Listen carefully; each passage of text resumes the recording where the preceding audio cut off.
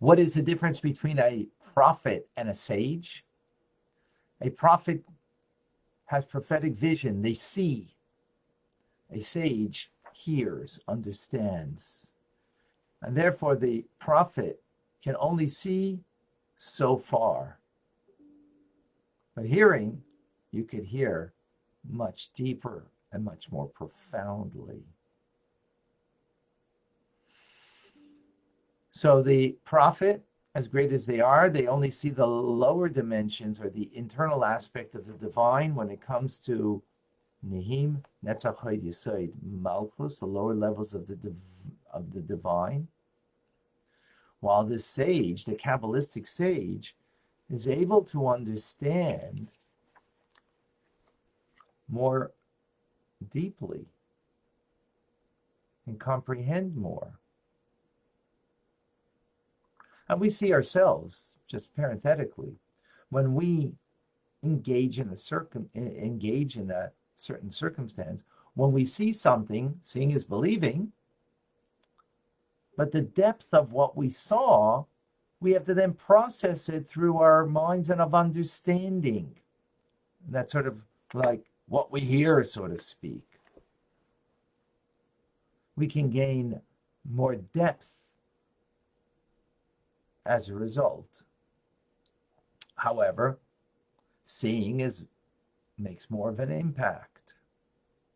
That's why when you, God forbid, hear of a horrific, tragic event, seeing it is much more traumatic than hearing about it. It makes a greater impact. But the greater depth of that we can plummet will be not in seeing, but in hearing, in understanding. So therefore, the prophets of Israel, they were able to perceive only the internal aspect of the divine, the lower levels of the divine attributes of Netzach Hod Yesod and Malchus, the higher levels of divine wisdom.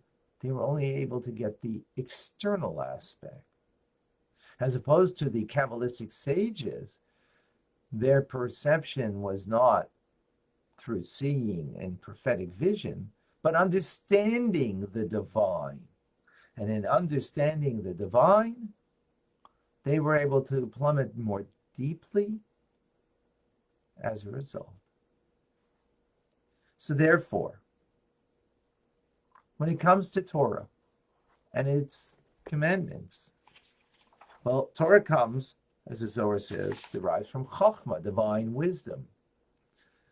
And that's why the commandments of the Torah, the reasons for them are not revealed in the Torah. Because Chokhmah is the source of intelligence, but it itself is beyond intelligence. It transcends comprehension. So you look in the Torah, you don't get reasons for what you should do. Just do it. Because again, it comes from Chokhmah. It transcends reason. Are there reasons that come from it? Yes. Those reasons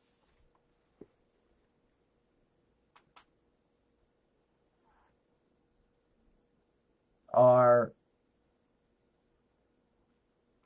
not where it comes from. It comes from a higher place. It transcends reason, divine wisdom.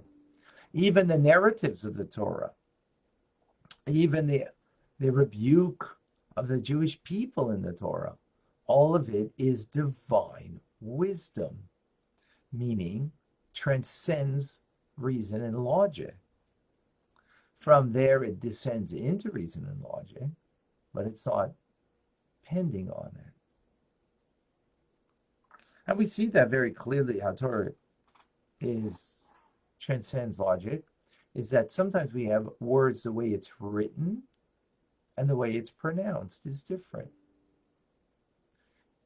The written is that which transcends logic, and the way it's pronounced, meaning understood, is the logic. Right? So we have the vision of something, like the prophet, transcending logic. And then we have the rationality of Torah, the way we understand it. It brings it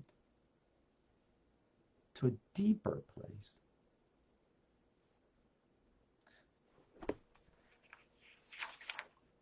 That's why sometimes you have large letters and small letters in the Torah. So that is